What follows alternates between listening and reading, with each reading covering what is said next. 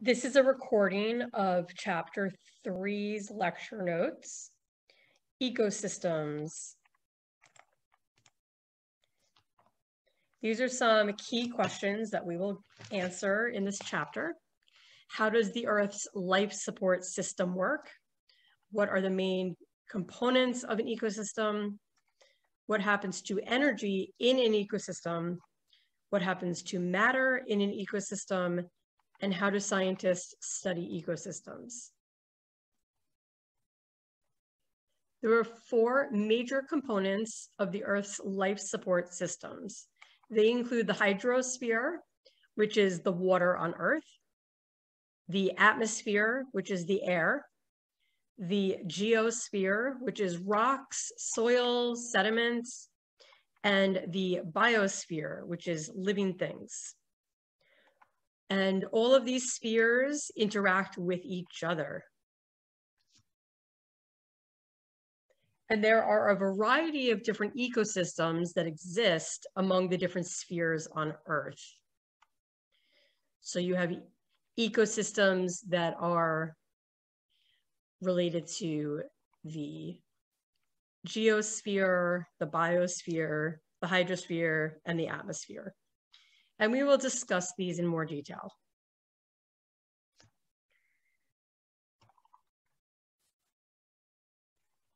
So first, we will go over the atmosphere. The atmosphere is mostly nitrogen, about 78%, and oxygen at 21%. And the remaining 1% is carbon dioxide, water vapor, and methane. And here at the base of the graph is the Earth's surface. And then as you go up, that's altitude in meters. And then along the top, it's showing you pressure increasing, and then temperature increasing is shown along the bottom. And that's temperature is the red line, and pressure is shown as the blue graph line. So closest to the Earth's surface, we have the troposphere. And then as you go up into the atmosphere, you have the tropopause. Then you have the ozone layer. And the ozone layer filters about 95% of sun's UV radiation, that's ultraviolet light. And that helps allow life to exist on Earth. Because UV radiation can be dangerous to living organisms.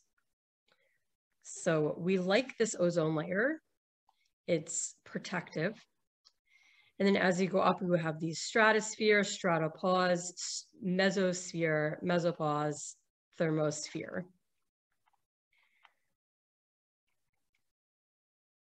The hydrosphere is all of the water on or near the Earth's surface. That includes water vapor in the atmosphere, liquid water on the Earth's surface, and underground in aquifers. And it could also be considered ice, which is called the cryosphere. Cryosphere ice is glacial ice. And then we have the oceans, which cover 71% of the Earth's surface. Now, the water vapor, we could also consider as part of the atmosphere. So it could be considered as hydrosphere or atmosphere.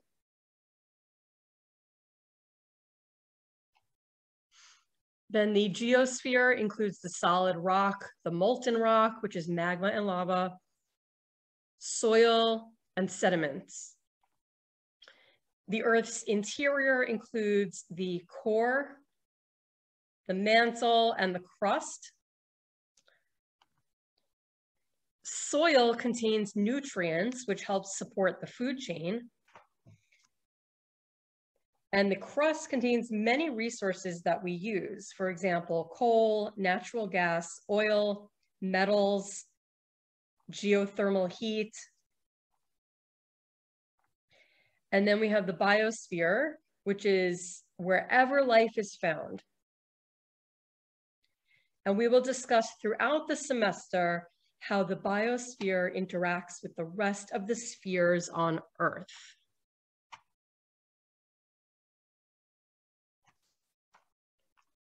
So how is matter organized in nature? We have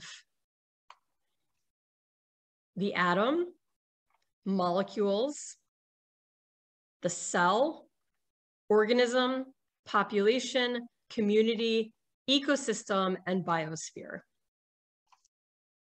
And we will talk about that in more detail, all of these. Now, ecology focuses on the top 5 that are listed here: biosphere, ecosystem, community, population, and organism. And the biosphere and ecosystem include the living and non-living components.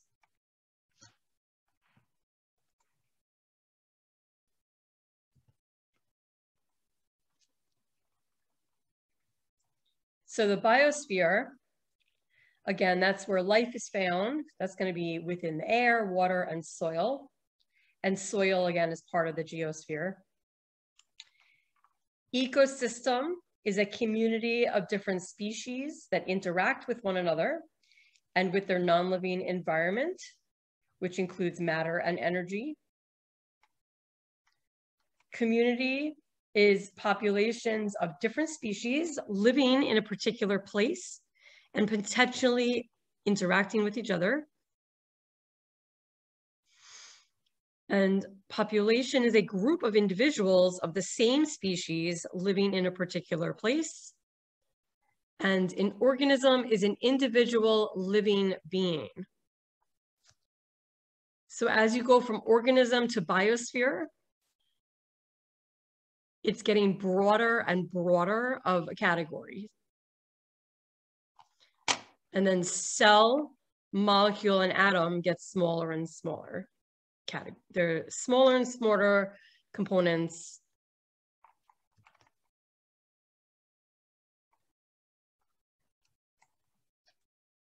So components of ecosystems.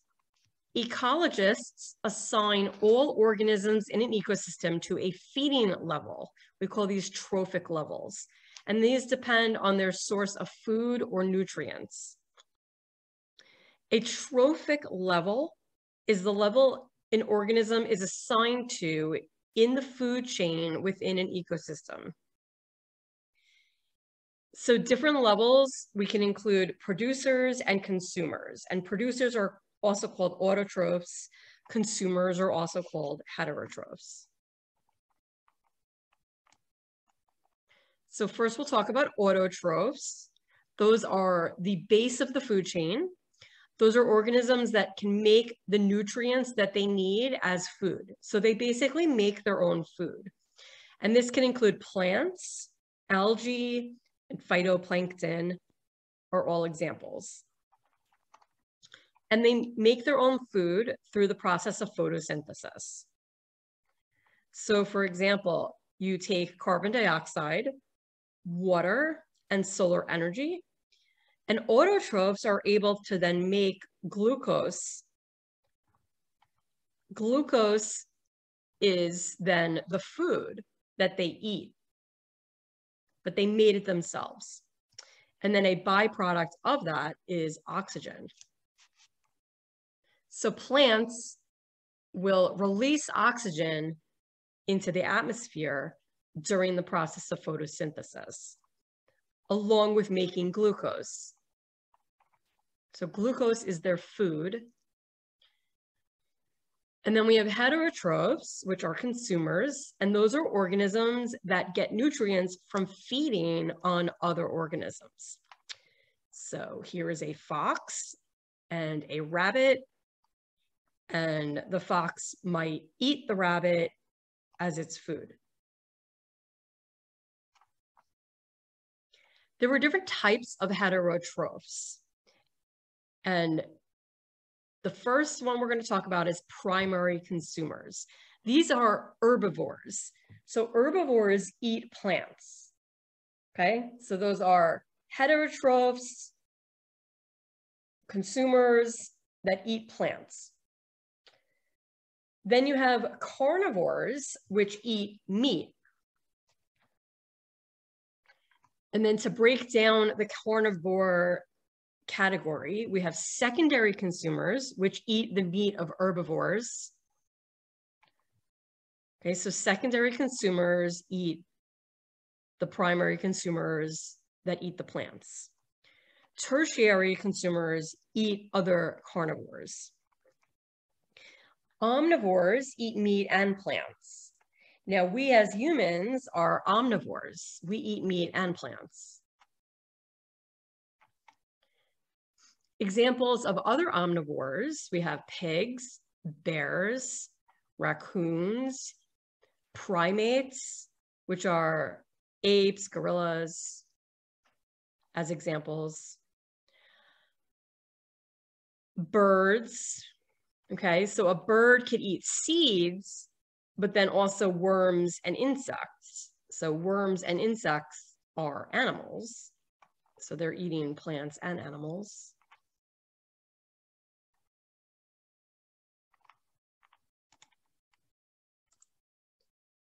Now, keep in mind, humans are primates. Okay, so we are in that primate category. So this diagram shows trophic levels, and we can start at the bottom, lower on the food chain. So these are your producers, again, your autotrophs. Those are the organisms that make their own food. And then you have the primary consumers, or the herbivores, which eat the producers, which eat plants. Then you have omnivores, which eat meat and plants, and carnivores, which eat meat, including secondary consumers, which eat the meat of herbivores, and tertiary consumers, which eat the meat of other carnivores. So these top 3 boxes are your consumers, your heterotrophs. And your carnivores are at the top of the food chain. This is another diagram of trophic levels. It's just set up a little bit differently. Autotrophs, again, make their own food. Consumers consume other organisms. And then this shows you the types of consumers. So it just depends on which diagram you like better. They're both the same information. Okay, so types of consumers, your primary, which are your herbivores, your carnivores, and omnivores. And then omnivores are broken down into 2 categories.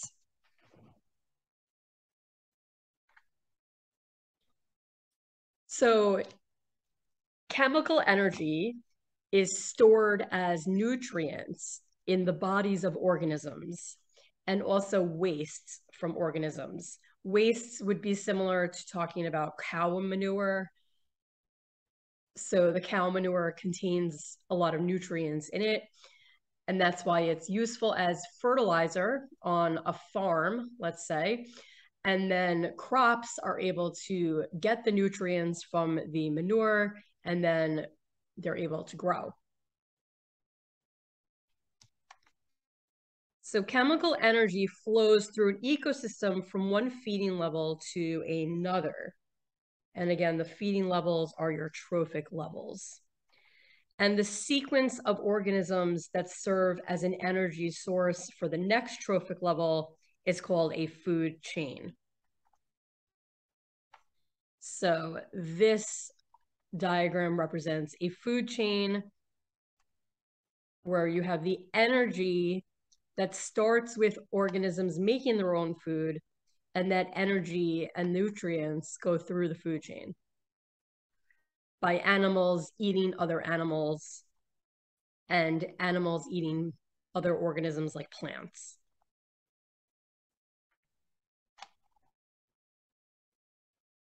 And this shows you some key living and non-living components of an ecosystem.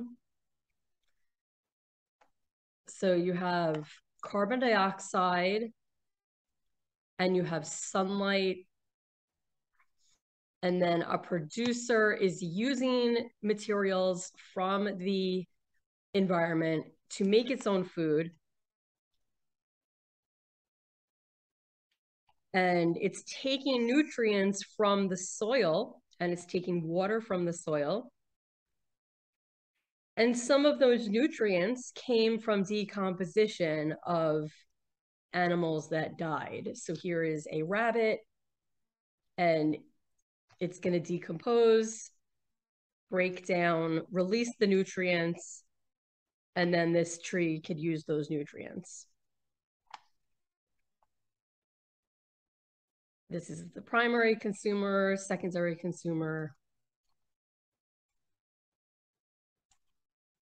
And when the tree makes its own food, it releases oxygen to the atmosphere, which is useful for many other organisms on Earth. So then we have food webs. Food webs represent a more realistic way of ecosystems having transfers of nutrients and energy. That's because most consumers feed on more than one type of organism, and most organisms are eaten or decomposed by more than one type of consumer. So instead of a food chain, which is linear, just going from one type of trophic level organism to another, the food web is interconnected with multiple food chains. So this diagram shows us a simple food web representative of the southern hemisphere. So the shaded darker line that goes down the middle, that darkish blue area, that shows a simple food chain. And then all of these arrows represent the food web. And it's a lot more complex in real life than just the linear food chain. So we start with the phytoplankton that make their own food. And then you have the zooplankton or zooplankton that eat the phytoplankton. You also have ones that eat other zooplankton. And then the fish eat the plankton. And then you have this penguin that eats the fish. The squid over here eats some of the plankton.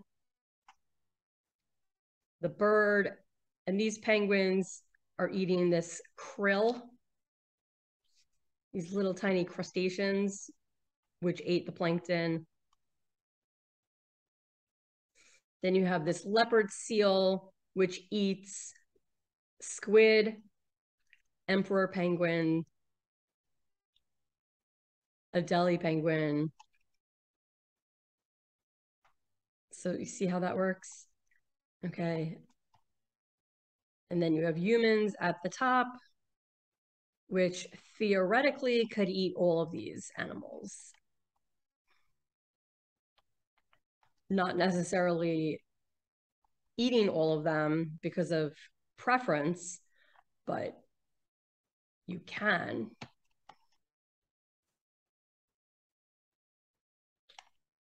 Okay, so what goes on at the top of the food chain? Again, the carnivores are at the top. When you look at the top of the food chain, there are fewer animals at the top of the food chain or the food web than there are lower down. Not only are there fewer types of animals, but the populations of those animals are also lower. So there's smaller amounts of the animals and there's fewer types of species. So the top of the food chain in this slide is the lion. And then you have gazelles, which are lower down because lions will eat gazelles. So you'll have a lot of gazelles compared to one lion. And then that gets magnified over a large area of land. So you may have several lions or, a handful of lions, but then you'll have many, many gazelle that are living in that area. So the top of the food chain, you have fewer animals.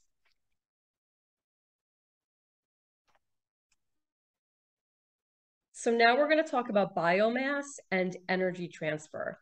So each trophic level on a food chain contains biomass. Biomass is the dry weight of all organic matter contained in an organism.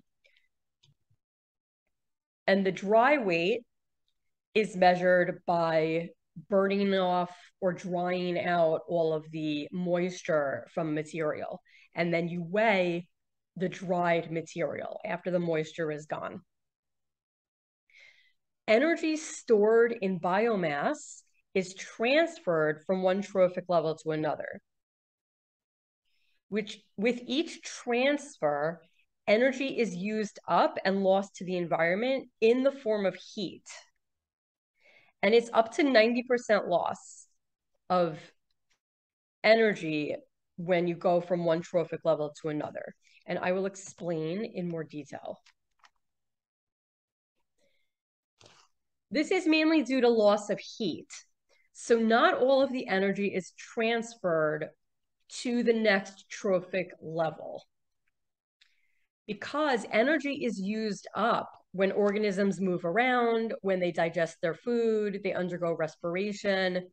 All of these processes create heat and emit heat into the environment. So that heat is lost energy and is not going to be transferred to an animal that eats that animal. So therefore, the food that an organism eats is not all transferred as energy to the next trophic level animals. This type of heat loss is similar to how an older type of light bulb is not energy efficient. Most of the electricity that goes into these types of light bulbs was emitted from the light bulb as heat energy. About 95% of the electricity went into heat energy emitted by the light bulb, rather than being used to produce light. So as technology advances, we're able to have light bulbs that use electricity more for creating light than producing heat, which is wasted energy. Okay, we don't want light bulbs to produce heat. We want them to produce light. So these old types of light bulbs were only 5%. We're only using about 5% of the electricity to actually make the light. So that's just an example of heat loss to the environment. And here's another example, cars. So you put 100% energy as gasoline into the car. Okay, so here they're seeing a gallon of gas goes into the car. If you idle the car, you're losing 17% of that energy that comes from the gasoline. 2% of the energy from the gasoline is going to accessories operation. So like using air conditioning in the car. 62% of the energy that comes from the gasoline is lost to the environment due to friction, waste heat, and energy pumping loss. 5.6% of the energy is lost in the drivetrain due to friction and slippage. So 100% energy from 1 gallon of gas, that's your potential is 100% of energy that you can get from that 1 gallon of gas. But after running the car, you only end up with 12.6% of that potential energy from the gasoline being used to actually move the vehicle forward down the road. So a car in this situation is only using 12.6% of the gasoline energy. The rest of it is basically lost to the environment. So this is not very energy efficient. And neither is eating from one trophic level to the other. It's not very energy efficient. So here is the sun.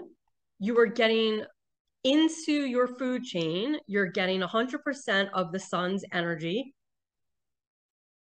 A plant is absorbing that sunlight and it uses it to create its own food.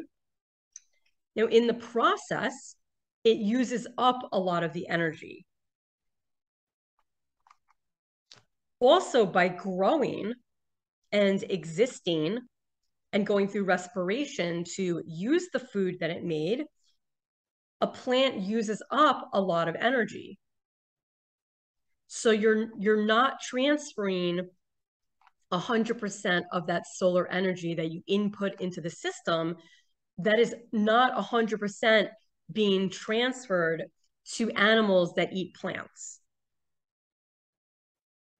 So now this rabbit comes along and eats the grass or the clovers or whatever it's going to eat in the lawn here. The rabbit will only get 10% of the solar energy that the plant initially absorbed. The rest of that energy was used up by the plant's life processes.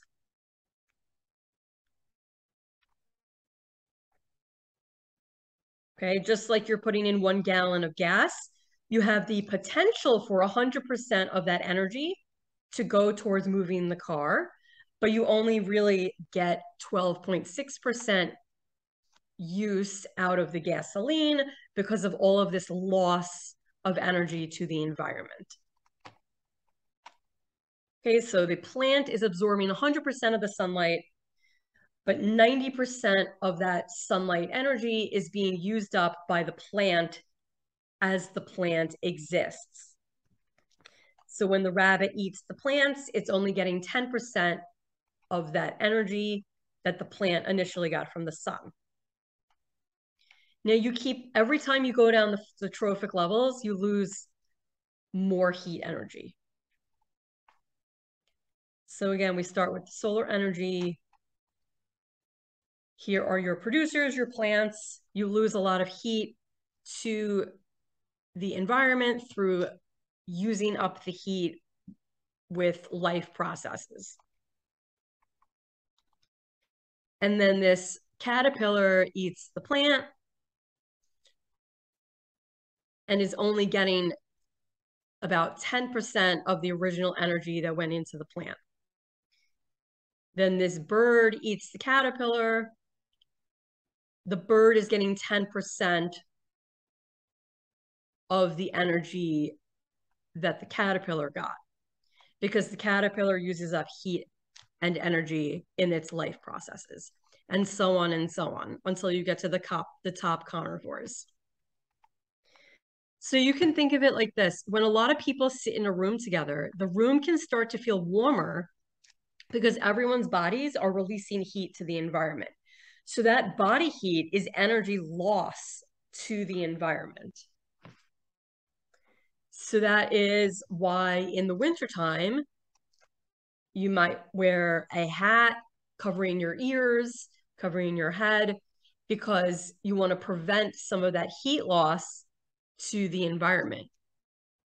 You want to keep that heat in your body as much as possible in the winter.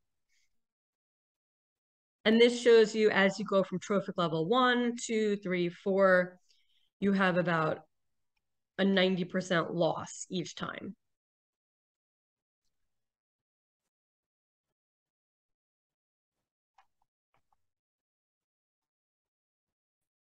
So knowing that you are only getting about 10% of the energy transfer from your previous trophic level, we can discuss if a vegetarian diet for humans is more energy efficient than eating meat. So a great deal of plants would need to be consumed by one single herbivore, for example, a cow, in order to yield 1 pound of meat for humans to consume. Now, by the way, we are not getting into the meat industry now. We will discuss that a little at a later time. We're only talking about trophic level transfer and energy efficiency of diets. Okay, so if you were to eat 1 pound of meat, it took a great deal of plants for that cow to eat in order to yield that 1 pound of meat. So because most of the sunlight absorbed by plants get used up by the plant's life processes, again, we only have 10% of that energy the plant got from the sun that transferred to the cow that ate the plants. And then the cow uses up a lot of energy by growing, by moving around, by having respiration and metabolism, digestion. Okay, so the cow is using up a lot of its own energy that it got from the plants. So then if we eat beef, only 10% of the energy from the food the cow ate is transferred to us. Whereas 90% of the energy that the cows got from the plants was used up in the cow's life processes. So the concept here is that if we eat plants directly instead of beef, we are eliminating the loss of energy used up by the cow in its life processes, and thus fewer plants will be consumed in the entire food chain and less energy is wasted overall. So if we all eat plants instead of meat, theoretically, fewer plants would need to be grown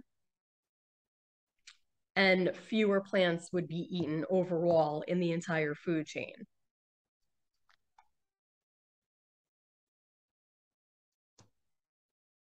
So it is considered to be a waste of energy eating beef because we could all just eat the plants ourselves instead of the plant energy transferring to the cow and then most of it being lost and then humans eating the beef. So this is a concept of a vegetarian diet for humans being energy efficient in the ways we just discussed. Another component of the ecosystems can be decomposers and detritivores. These play an important role in ecosystems because they break down waste material in the environment. This allows nutrients to be released back into the environment from leaf litter, dead plant material, animal waste. For example, we have fungus, like these mushrooms over here, and bacteria.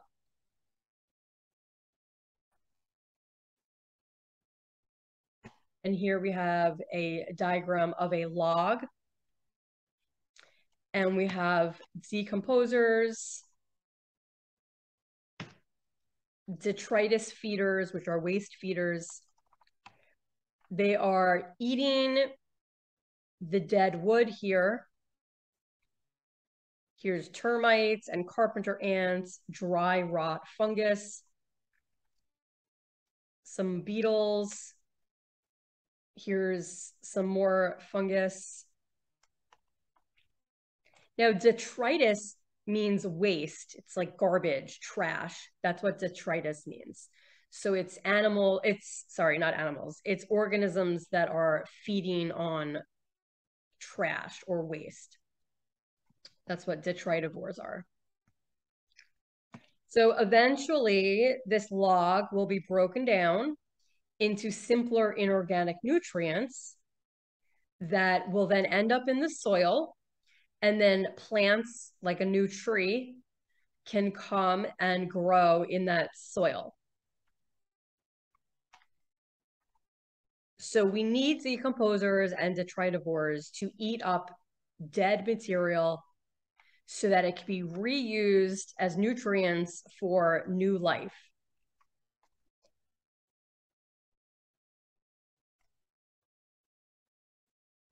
And this is a diagram that shows nutrient cycling and flow of energy. And it's the main components of an ecosystem. We have energy, solar energy here.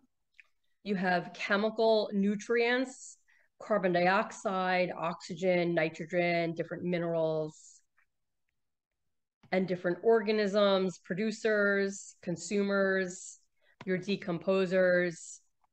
And this is a cycle and flow of energy through an ecosystem. And it all begins with the sun.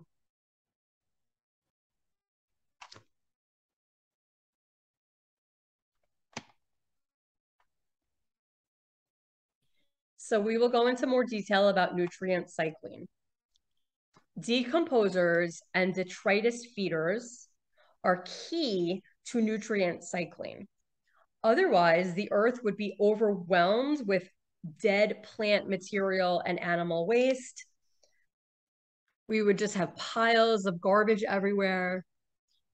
Dead plants, dead animals, animal waste would just be piled up over millions and millions of years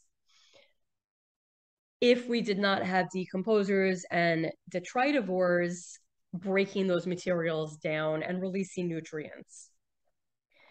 So therefore, there is very little waste in nature because of this nutrient cycling.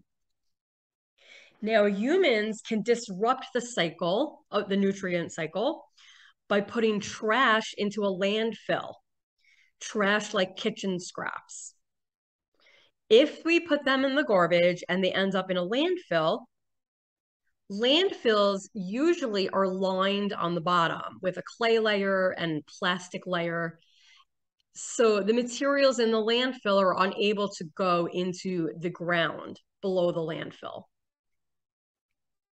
So what happens is we're then leaving materials in landfills, and those nutrients are cut off from the nutrient cycle. They're not going to go back into the nutrient cycle. So we are wasting materials, or we're creating waste in nature because we're cutting off part of the nutrient cycle. Now, examples of some nutrients that can be part of nutrient cycling include carbon, oxygen, nitrogen, phosphorus, and sulfur. Those are just some examples. So now composting is a way that people can help with nutrient cycling. Composting allows for nutrients to go back into the soil. And this is a compost pile here. So composting is achieved by mixing plant material that is considered green and considered brown. So you mix different types of plant material, and then you allow it to undergo decomposition, and that releases the nutrients from the plant material and creates a nutrient-rich soil that you can then apply to farmland or in gardens. And this helps replace the need for artificial fertilizer. And then you're just using something natural, and you're allowing the nutrient cycle to go on. So the green materials are rich in nitrogen, and those are going to be food scraps like celery leaves, fruit peels, leaves that fall off trees. And the brown materials, which are rich in carbon, are woody materials like paper, branches, wood chips. So you need a mix of both. You need the green and the brown. So you're going to put paper and wood chips and branches along with food scraps. You know, if you're making a salad, you may have leftover pieces from the celery and lettuce and peppers and leaves that fall off the trees in the fall. You can rake some of them up and put them in the compost pile. You mix it up and you let it decompose. So food and other biodegradable materials make up about 20% of the waste that's in landfills. So if more people composted, that would help return a lot more nutrients to the soil instead of having it trapped in landfills indefinitely.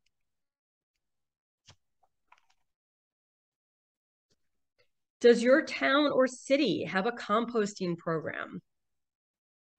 There are a lot of towns and cities that have adopted composting programs. So you can do some research and see if you are not already familiar with what your town does.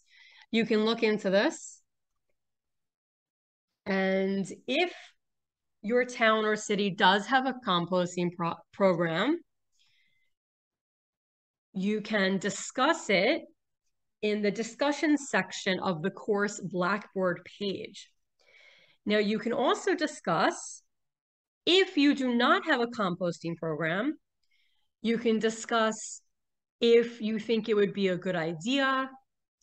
Would you use it? Do you want one? So what I want everyone to do at some point before the next class is to respond in the discussion section of the course Blackboard page. There's a section under chapter 3.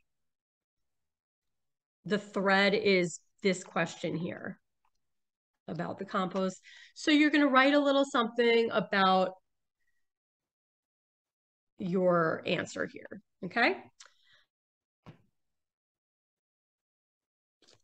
So then we have examples of nutrient cycles and the human impact on these cycles. So first we have the carbon cycle. And some examples of how humans are impacting the carbon cycle is burning fossil fuels.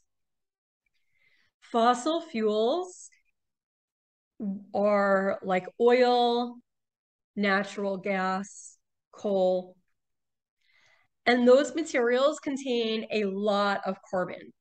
So when we burn fossil fuels, it releases a lot of carbon into the atmosphere.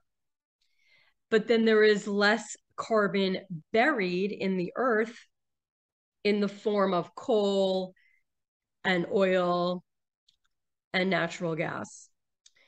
So instead of being buried beneath the Earth's surface, we're taking it up to the surface, we're burning it, and we're transferring that carbon back into the environment, including the atmosphere. And we'll just drop down to where it says ocean acidification. The oceans could actually absorb a lot of the carbon dioxide from the atmosphere. So we are adding carbon dioxide to the oceans and the atmosphere by burning fossil fuels. And deforestation, a lot of that has to do with clearing forests so that we can make land available for farming, or that you could use the trees as lumber, like logs, that you would then use the wood to make paper and different things. So by removing trees, we are removing a lot of the ability the earth has to absorb carbon in the form of carbon dioxide through photosynthesis of plants. So when you have fewer plants, you don't have as much photosynthesis, you don't have as much absorption of carbon in the form of carbon dioxide. So we are really, really impacting the carbon cycle in several different ways. And this shows you the carbon cycle.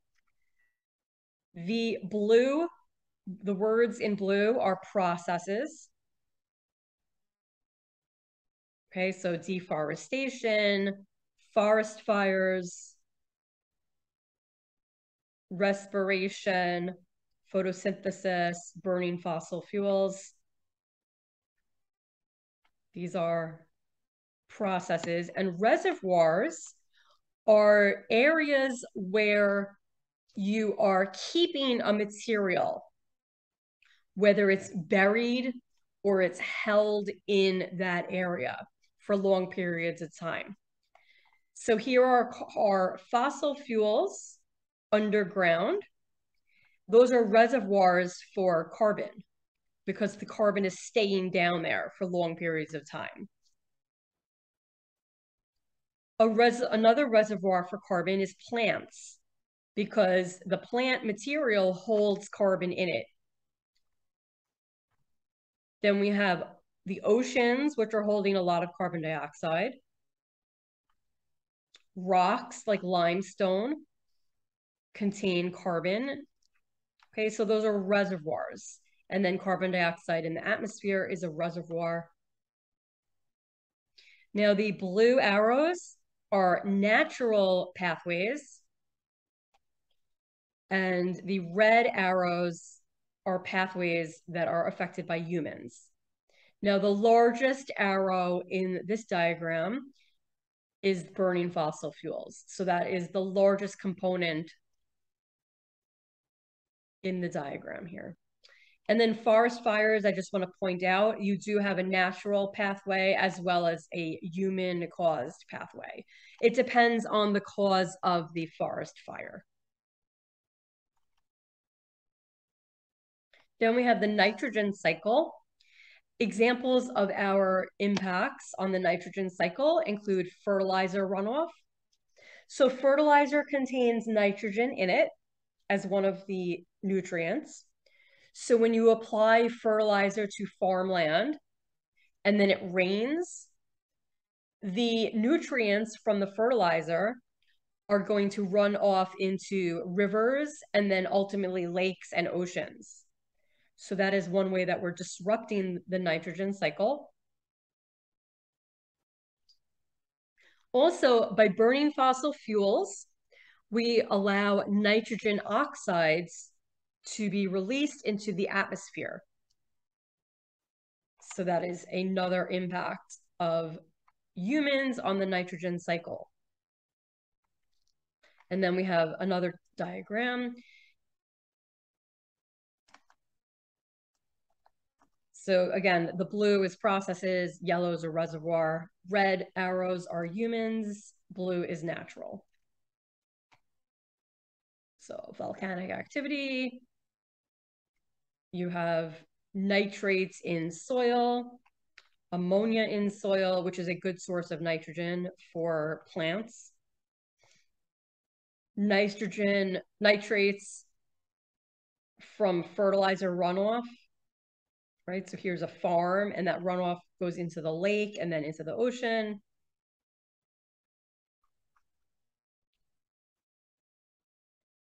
And then we're going to get into productivity of ecosystems. Productivity is the amount of biomass that an ecosystem can support. So it's basically the amounts of organisms that the ecosystem can support.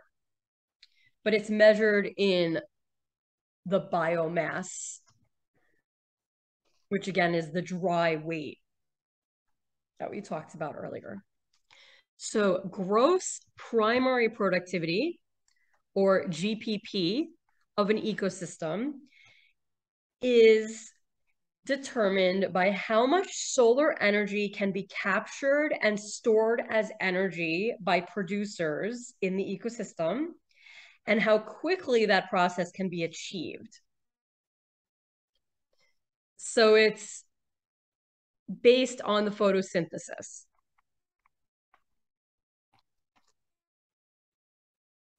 And then net primary productivity, or NPP, is the gross primary productivity minus the energy that producers use up in their own life processes, their own respiration. So why is this important? It is because the NPP limits the number of consumers that can be supported by an ecosystem.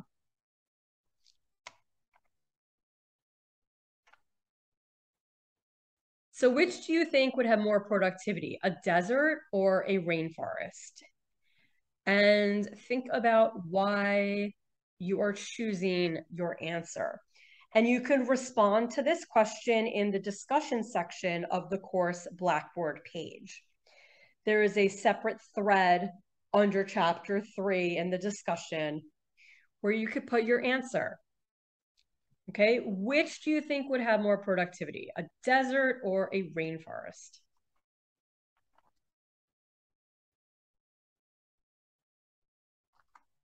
And then this slide here shows the estimated annual average net primary productivity in major ecosystems.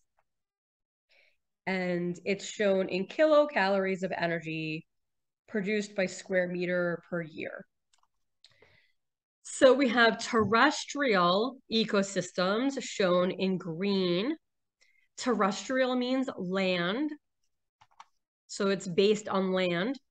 And then we have aquatic ecosystems, which are based in the water.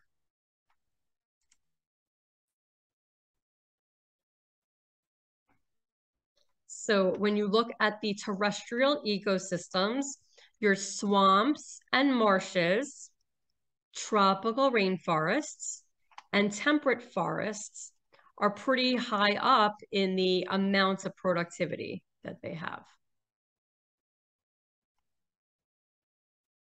And then in the aquatic ecosystems, your estuaries are the highest in productivity.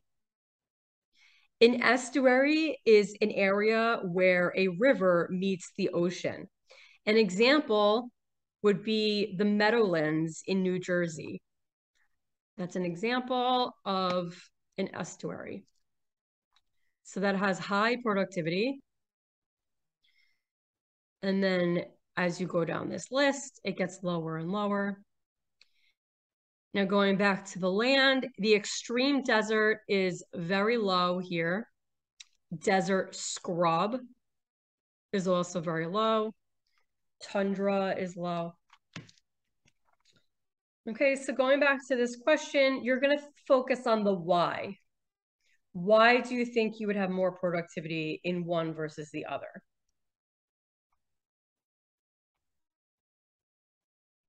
And that brings us to the conclusion of chapter 3.